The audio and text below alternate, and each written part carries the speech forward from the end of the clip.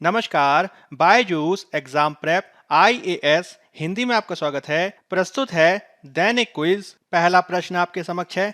आदर्श आचार संहिता के संदर्भ में निम्नलिखित कथनों पर विचार कीजिए। आदर्श आचार संहिता चुनाव आयोग द्वारा चुनाव कार्यक्रम की घोषणा की तारीख से लागू होती है और चुनाव की प्रक्रिया पूरी होने तक लागू रहती है। यह कानूनी रूप से प्रवर्तनीय दस्तावेज है। कर्नाटक वर्ष 1960 में चुनाव हेतु आचार संहिता अपनाने वाला पहला राज्य था।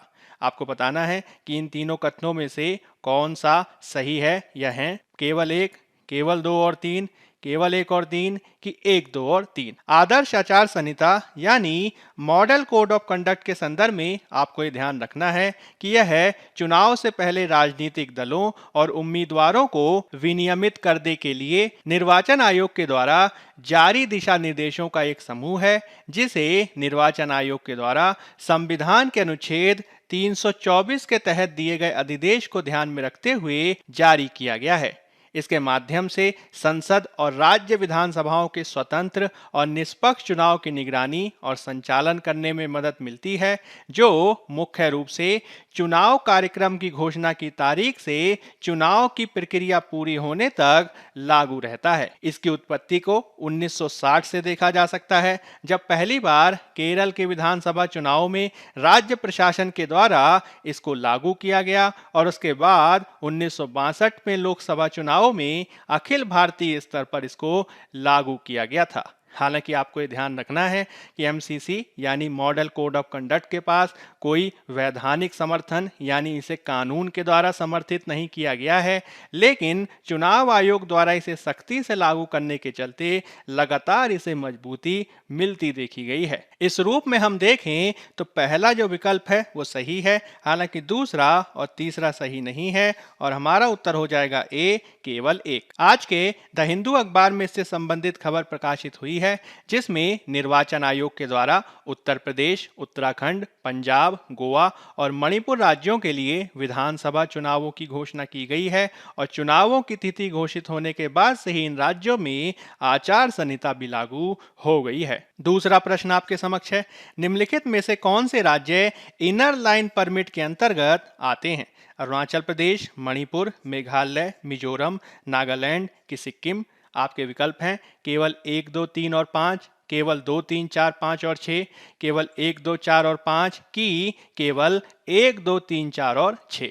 तो इनर लाइन परमिट यानी आईएलपी के संदर्भ में आपको ये ध्यान रखना है कि यह संबंधित राज्य सरकार के द्वारा जारी एक आधिकारिक यात्रा दस्तावेज है, जो एक सीमित अवधि के लिए एक भारतीय नागरिक को किसी संरक्षित क्षेत्र में जाने और यात्रा करने की अनुमति देता है। मुख्य रूप से यह दस्तावेज भारत की अंतर्राष्ट्रीय सीमा के पास स्थित कुछ क्षेत्रों में आवाजाही को विनियमित करने के लिए जारी किया जाता है। वर्तमान में आपको ये ध्यान रखना है कि इसके तहत 4 पूर्वोत्तर राज्यों को शामिल किया गया है, जिसमें अरुणाचल प्रदेश, मणिपुर, मिजोरम और नागालैंड शामिल हैं। इसके अलावा लक्षद्वीप में प्रवेश करने के लिए भी इनर लाइन परमिट को अनिवार्य बनाया गया है। इस रूप में अगर हम देखें तो सी विकल्प हमारा सही है और हमारा उत्तर हो जाएगा केवल एक, दो, चार और पाँच। आज के द हिंदू अखबार में इससे संबंधित खबर प्रकाशित हुई है, जिसमें पश्चिम बंगाल के एक संगठन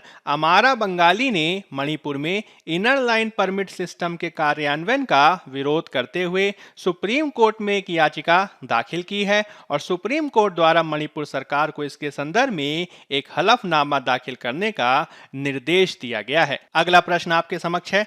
घड़ियाल के संदर्भ में निम्नलिखित कथनों में से कौन सा से सही है? यह ये भारतीय उपमहाद्वीप के लिए स्थानिक हैं। इन्हें की स्टोन प्रजाति के रूप में जाना जाता है। इसे आईयूसीएन की लाल सूची में गंभीर रूप से विलुप्त प्राय के रूप में सूचित किया गया है। आपके विकल्प हैं केवल एक और दो, केवल तीन, एक, दो और तीन कि कोई भी नहीं। तो घड़ियाल के संदर्भ में आपको ध्यान रखना है कि यह एक प्रकार का एशियाई मगरमच्छ यानी सरीसृप की एक प्रजाति है, जो अपने लंबे और पतले थूथन से अलग दिखाई देता है। भारत में मगरमच्छों की 3 प्रजातियां पाई जाती हैं, जिसमें घड़ियाल को मुख्य रूप से IUCN की लाल सूची में गंभीर रूप से संकटग्रस्त या विलुप्तप्राय के रूप में सूचित किया गया है और ये मुख्य रूप से एक की स्टोन प्रजाति के रूप में भी जाने जाते हैं, जिसका मतलब ये है कि यह पारिस्थितिकी तंत्र में अपनी एक महत्वपूर्ण भूमिका निभाते हैं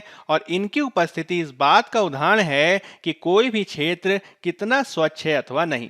आपको यह भी ध्यान रखना है कि यह भारतीय उपमहाद्वीप के संदर्भ में स्थानिक माने जाते हैं, यानी केवल यहीं पर इनकी उपस्थिति दिखाई देती है।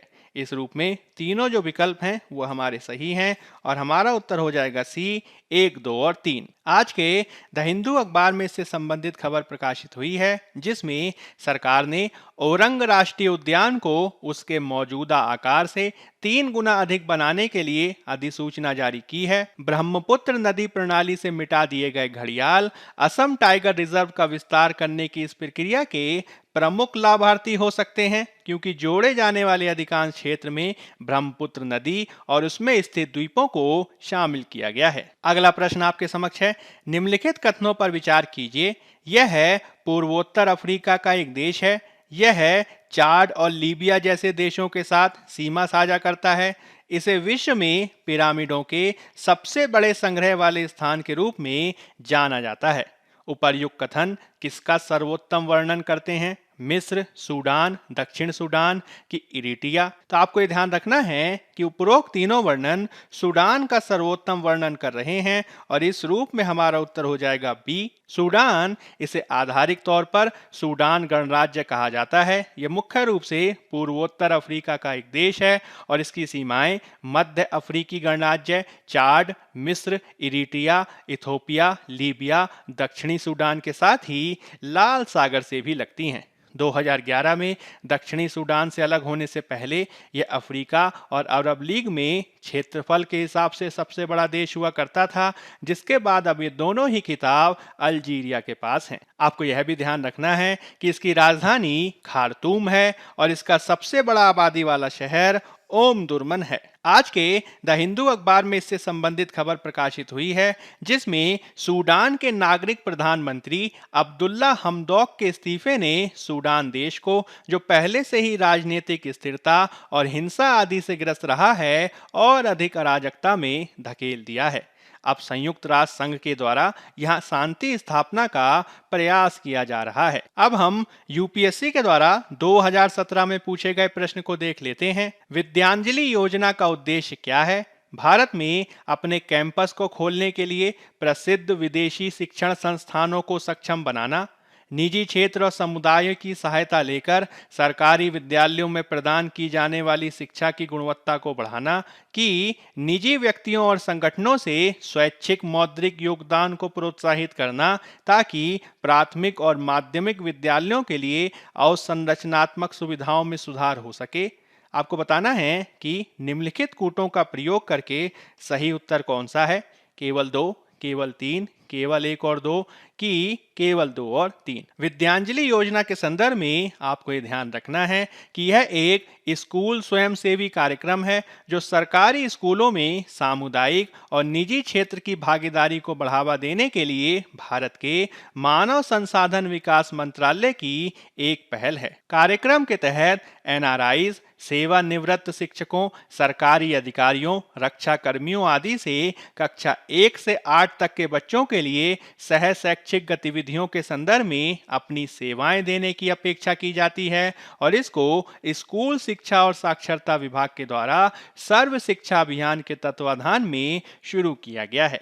इस रूप में केवल दूसरा जो हमारा कथन है वह सही है और हमारा उत्तर हो जाएगा ए, केवल 2। अब हम चर्चा कर लेते हैं आज के तथ्य यानी फैक्ट ऑफ द डे की, जिसमें हम चर्चा करेंगे ग्रीन हाइड्रोजन की, जो आज के पत्र सूचना कार्यालय यानी पीआईबी में प्रमुखता से प्रकाशित हुआ है। हाल ही में केंद्रीय रसायन एवं उर्वरक मंत्री के द्वारा यूरिया के क्षेत्र में आत्मनिर्भर भारत और ग्रीन हाइड्रोजन का उपयोग करके यूरिया आदि के उत्पादन को बढ़ावा देने के लिए एक उच्च स्तरीय बैठक की अध्यक्षता की गई है। आपको ये ध्यान रखना है कि यूरिया के क्षेत्र में आत्मनिर्भर भारत को बढ़ावा ग्रीन हाइड्रोजन का प्रयोग करके किया जाने वाला है। इसके संदर्भ में यह भी महत्वपूर्ण है कि 15 अगस्त के भाषण में प्रधानमंत्री के द्वारा राष्ट्रीय हाइड्रोजन मिशन के शुभारंभ की घोषणा की गई थी और इसके संदर्भ में भारत को ग्रीन हाइड्रोजन उत्पादन और निर्यात के संदर्भ में एक वैश्विक केंद्र बनाने के लक्ष्य को भी